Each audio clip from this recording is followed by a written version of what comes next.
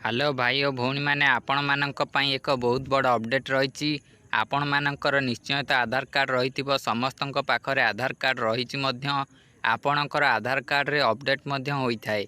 जदि आपण आधार कार्ड को अपडेट करिया को चाहूचंती एबे मागेणा अपडेट होउची आपण मानक पई शेष सुजोग होई पारे। जदि आपण आधार को अपडेट करिया को चाहूचंती तेबे आपण मागेणा अपडेट करि परिबे।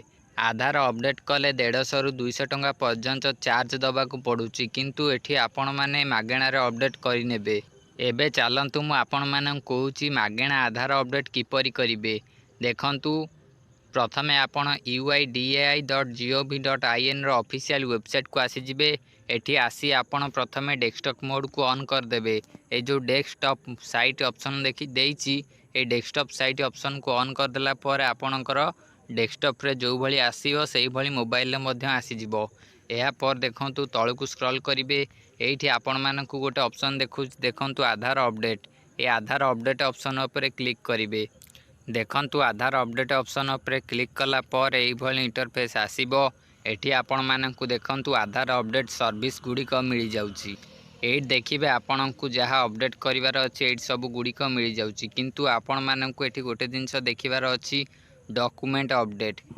ए जो डॉक्यूमेंट अपडेट लिखाई है आपणकर आधार रे डॉक्यूमेंट अपडेट करि परिबे मागेणा रे। देखंतु मु डॉक्यूमेंट अपडेट ऑप्शन उपरे क्लिक कली। ए देखंतु लिखाई upload document in support of identity and address free till 14 September 2024। आपण 14 सेप्टेम्बर 2024 पर्यंत मागणा रे डॉक्यूमेंट अपडेट करि परिबे। जदि आपणकर 10 वर्ष पुराना आधार कार्ड तेबे आपणकर डॉक्यूमेंट अपडेट करिनियंतु।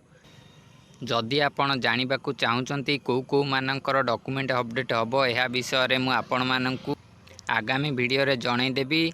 जदि आपण कमेंट करंती तो जदि आपण कमेंट करिवे एहा विषय रे जानियाकू मु आपण मानकू आगामी वीडियो रे कहि देबी को आधार गुडी को डॉक्यूमेंट अपडेट हबार अछि।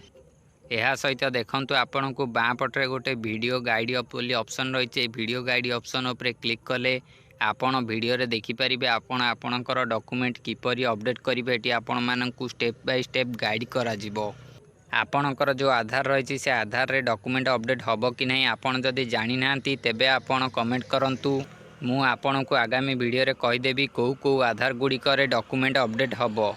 एही वेबसाइट रो लिंक आपण को डिस्क्रिप्शन बॉक्स रे मिली जिवो। आपण सेडू डायरेक्ट जाई एही वेबसाइट को आसी आपण आपणकर आधार को अपडेट मध्य करि परिबे।